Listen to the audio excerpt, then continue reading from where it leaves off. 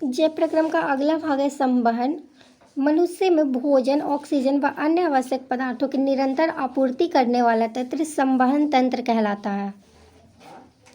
मानव संवहन तंत्र के मुख्य अवयव इस प्रकार हैं। पहला हृदय, दूसरा रक्त नलिकाएं जिसमें धमनी व शिरा होती हैं, तीसरा वहन माध्यम जो कि रक्त और लसिका होती हैं। सबसे पहले रक्त के बारे में, रक्त के ठोस अवयव भी होते हैं और द्रवीय अवयव भी होते हैं। रक्त के ठोस अवयव को रुधिर कणिकाएं कहा जाता है और द्रवीय अवयव को प्लाज्मा कहा जाता है।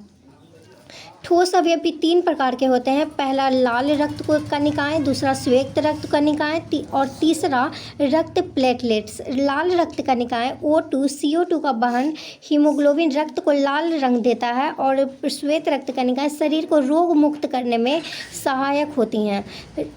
रक्त प्लेटलेट्स तो रक्त का थक्का बनाने में ये सहायक होती हैं। द्रवीय अवयव प्लाज्मा क्या होता है, तो ये पीले रंग का तरल पदार्थ होता है जिसमें 90% जल होता है तथा शेष अवयव जैविक प्लाज्मा, प्रोटीन जैसे एल्ब्यूमिन, ग्लोब्यूमिन, अजैविक खनिज तत्व होते हैं।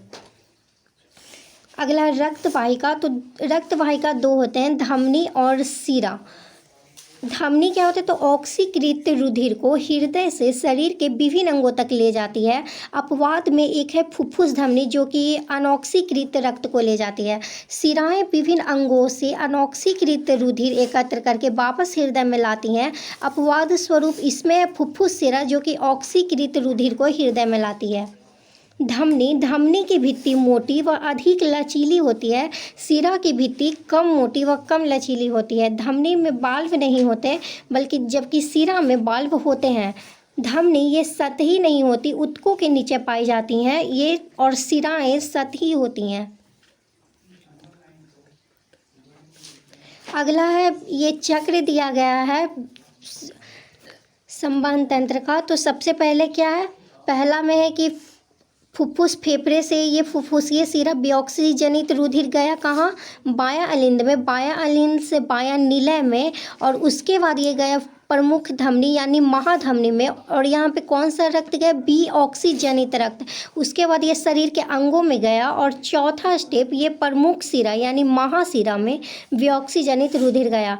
पांचवा में ये पुनः दायां अलिंद में गया और दायां अलिंद से बायां निलय। उसके बाद ये फुफ्फुसीय धमनी के द्वारा विऑक्सीजनित रुधिर को फुफ्फुस में फिर से लाया और फिर से यही चक्र चलता गया। तो ये मानव शरीर में रुधिर परिसंचरण दर्शाने के लिए रेखा चित्र था। अगला है मानव हृदय के बारे में। तो मानव हृदय एक पंप की तरह होता है जो सारे शरीर में रुधिर का परिसंचरण करता है। अलिंद की अपेक्षा निलय की पेशीय भित्ति मोटी होती है क्योंकि निलय को पूरे शरीर में अधिक रक्तचाप से रुधिर भेजना होता है।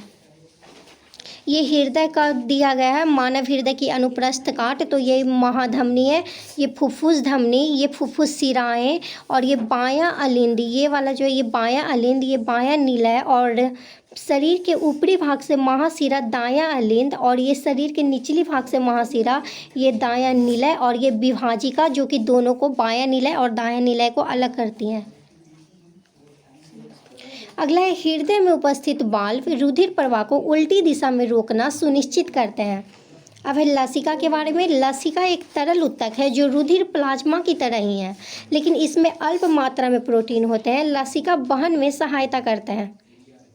अब है पादपों में परिवहन। तो पादपों में परिवहन 2 उत्तकों के द्वारा होता है, जाइलम उत्तक और फ्लोएम उत्तक।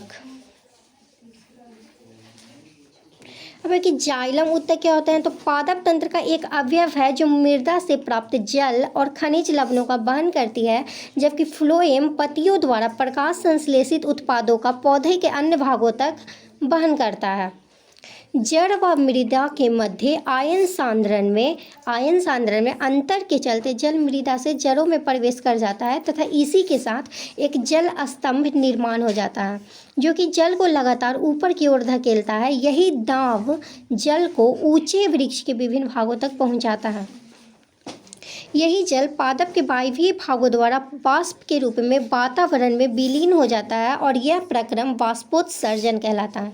इस प्रक्रम द्वारा पौधों को निम्न रूप से सहायता मिलती है। पहला, जल के अवशोषण एवं जड़ से पत्तियों तक जल तथा विलेय खनिज लवणों की ऊपरी मुखी गति में सहायक होते हैं। दूसरा, पौधों में ताप नियमन में भी यह सहायक होता है। अब भोजन तथा दूसरे पदार्थों का स्थानांतरण पौधों में, तो पहला, प्रकाश संश्लेषण के विलेय उत्पादों का वहन स्थानांतरण कहलाता है, जो कि फ्लोएम ऊतकों द्वारा होता है।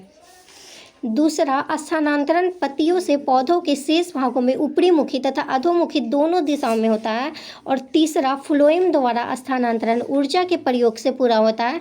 अतः सुक्रोज फ्लोएम ऊतक में एटीपी ऊर्जा से परासरण बल द्वारा स्थानांतरित होता है। इस तरह से संवहन तंत्र पूरा हुआ।